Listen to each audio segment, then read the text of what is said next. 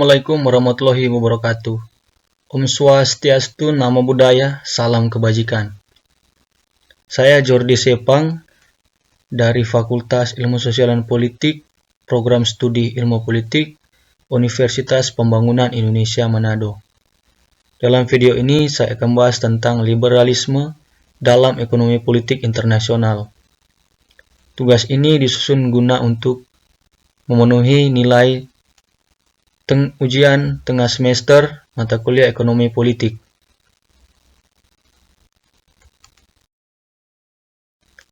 Liberalisme muncul dari paham individualisme. Paham ini menempatkan kepentingan individu sebagai suatu pusat tujuan hidup manusia. Di bidang politik, liberalisme menimbulkan tampilnya paham demokrasi dan nasionalisme. Liberalisme beranggapan bahwa manusia yang bersangkutanlah yang paling tahu akan kebutuhannya.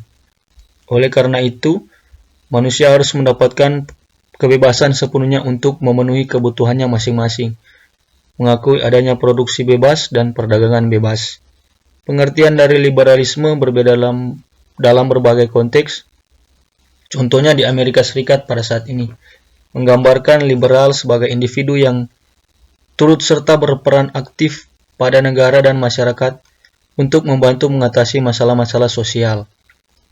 Kaum liberal pada konteks ekonomi berarti mereka yang mempercayai bahwa peran negara harus dibatasi dalam tatanan kehidupan masyarakat dan dalam sistem ekonomi. Dalam studi ekonomi politik global, liberalisme membahas kebebasan dari individu serta pasar bebas dengan minimnya campur tangan pemerintah dalam pelaksanaan pasar. Ekonomi merupakan salah satu aspek krusial dalam kehidupan manusia, apalagi dalam lingkup internasional atau global.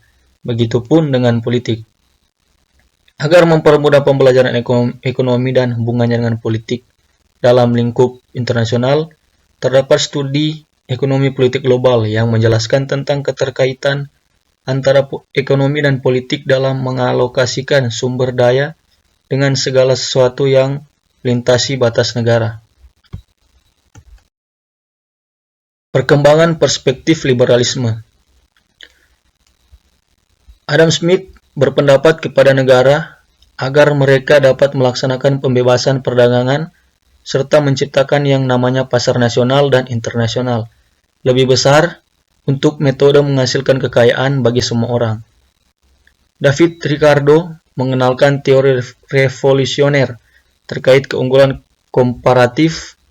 Dalam teori tersebut ditunjukkan bahwa seluruh negara dapat memperoleh keuntungan dari perdagangan yang bersifat bebas, bahkan ketika mereka tidak berkompetisi dengan negara lain. Dari dua tokoh tersebut, Adam Smith dan David Ricardo, muncul konsepsi Ricardian-Smithian. Konsepsi ini berdasar pada gagasan tentang kedaulatan pasar dalam proses ekonomi dan asumsi terhadap selarasnya kepentingan alamiah di antara manusia di berbagai bangsa. Ekonomi liberal meyakini tiga hal, yakni yang pertama, sistem ekonomi adalah buatan dari masyarakat individual. Yang kedua, manusia bebas membuat keputusan. Dan yang ketiga, manusia bebas untuk melaksanakan kegiatan dagang dengan siapapun yang mereka kehendaki. Dalam perspektif liberal, aktor yang utama merupakan individu, bisa dikatakan aktor non-negara. Hal ini dikaitkan pula dengan keterlibatan perusahaan dan wirausahawan. Titik awal dari perspektif liberal adalah individu. Sikap terbuka dan kooperatif merupakan sikap-sikap yang harus dijunjung dalam perspektif liberal. Pengejaran kepentingan yang bebas dan kompetitif menghasilkan keuntungan yang maksimum bagi sebagian besar pelaku sistem tersebut.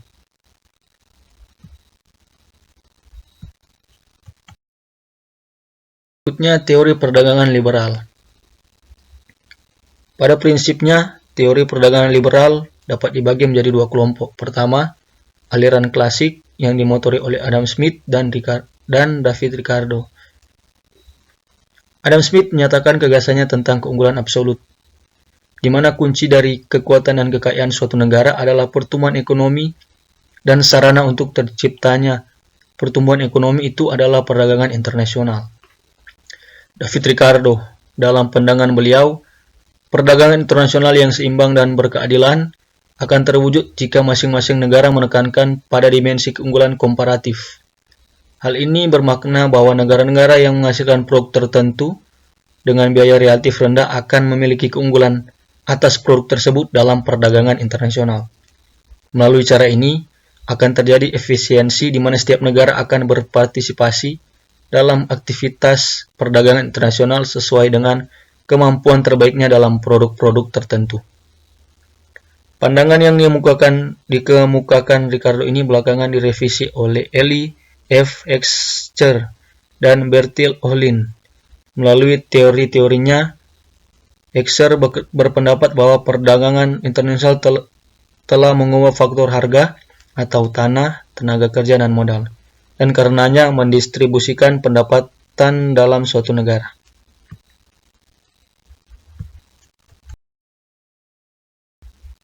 Bahasan berikutnya, teori stabilitas hegemoni.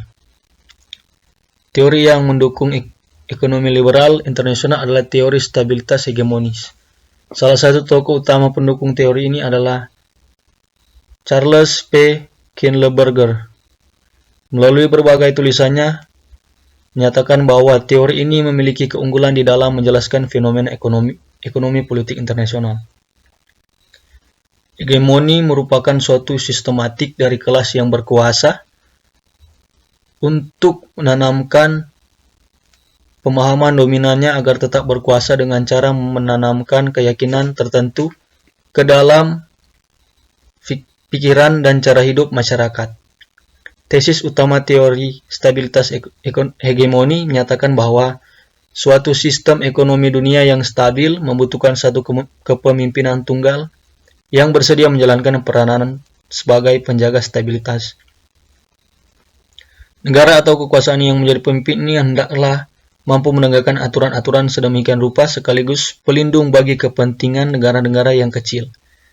Dalam pandangan teori ini, struktur kekuatan hegemonis yang didominasi oleh suatu kuasa tunggal akan memberikan kepastian atau suasana kondusif bagi pengembangan rezim internasional yang kuat dan stabil. Ekonomi dunia tidak akan mudah menghadapi guncangan serta tekanan berat sekiranya sang kuasa hegemonis itu mampu bertindak atas nama masyarakat ekonomi internasional.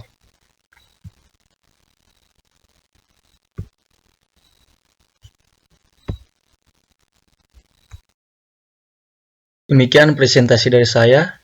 Terima kasih, Tuhan memberkati. Mari bergabung bersama kami di Universitas Pembangunan Indonesia Manado, khususnya di Fakultas Ilmu Sosial dan Politik, Program Studi Ilmu Politik. Terima kasih.